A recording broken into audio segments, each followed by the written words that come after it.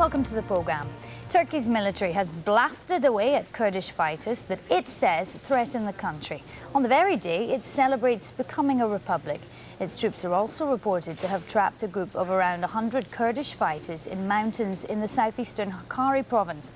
Now, Cobra attack helicopters are said to be bombing positions in the mountains of neighbouring Sirnak province, and a major military operation that's involving thousands is underway in Tunceli province, where one Turkish soldier has been killed in a landmine blast.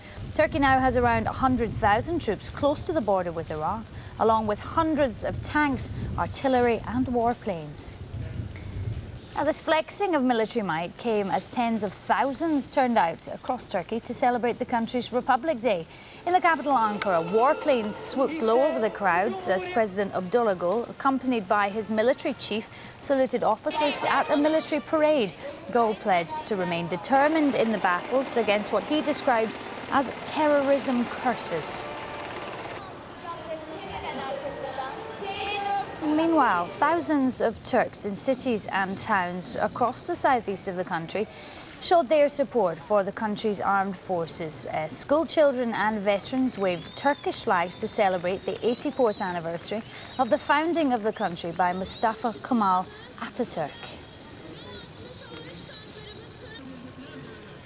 Well, let's get some analysis on all that's happening in Turkey from Istanbul. Sevan Nisanyan is a political analyst. Thank you very much for joining us, Mr. Nisanyan. Now, obviously, it's Republic Day, and what I'm wondering is whether the mood of nationalism that we've seen in all the pictures has perhaps been heightened by what's happening at the moment with the PKK.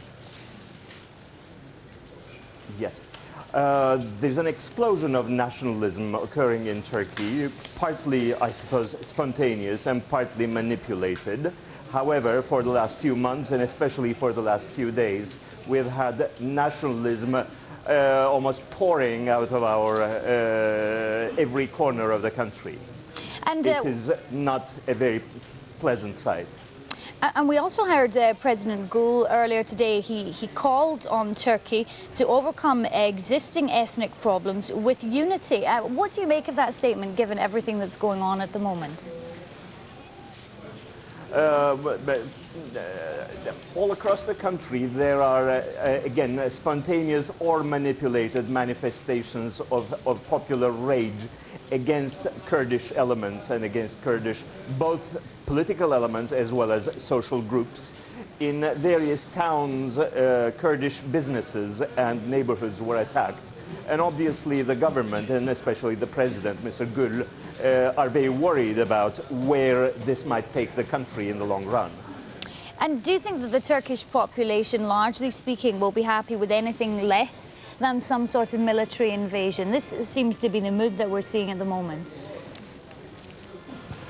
I believe at this point, public opinion in this country is resigned to the notion that one way or another, Turkey will intervene in northern Iraq. A part of the population is very excited about this and actually finds whatever is being done less than what they would like to do. And the remainder of the population, including a large number of intelligent people otherwise opposed to such a move, seem to be resigned to the fact that there's no getting back now. And we also know that Tayyip Erdogan is to meet Condoleezza Rice on Thursday. Do you think we might see some decision on the military way forward, perhaps after that meeting? Evidently, obviously, we have no way of knowing exactly what is going on behind the scenes in the diplomatic field.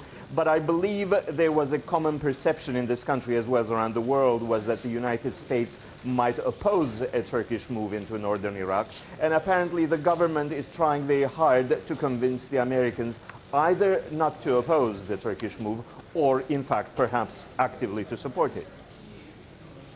Mr. Nisanyan, thanks very much for joining us there with your thoughts.